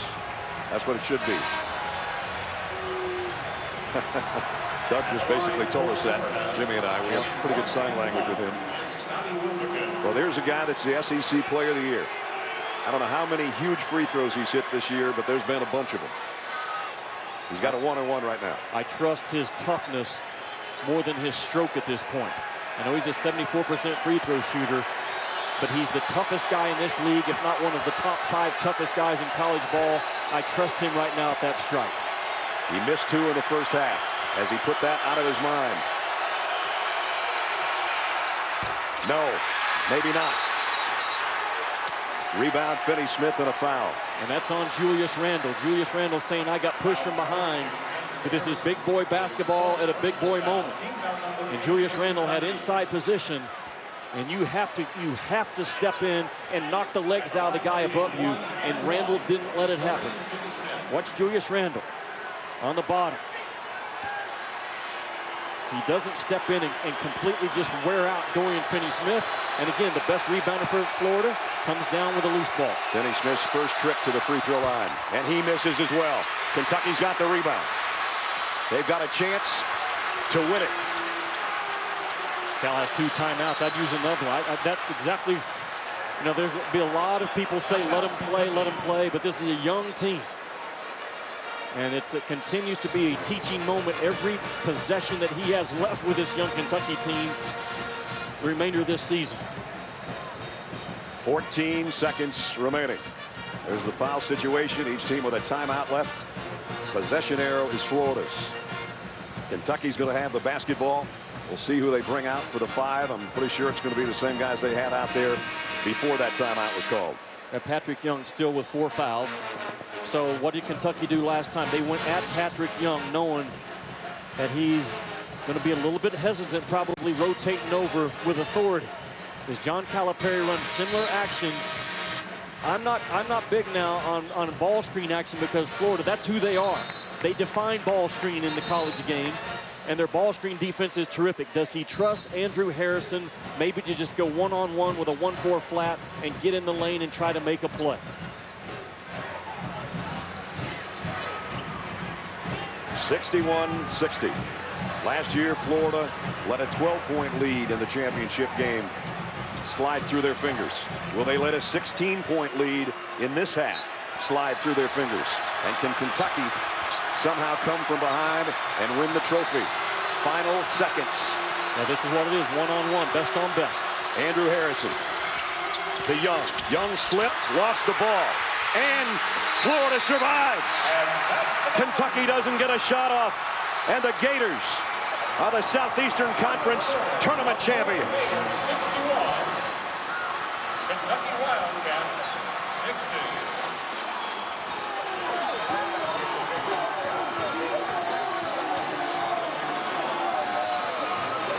Kentucky had the opportunity at the end to not only take the lead for the first time today, but take the title as well, and they didn't get a shot away.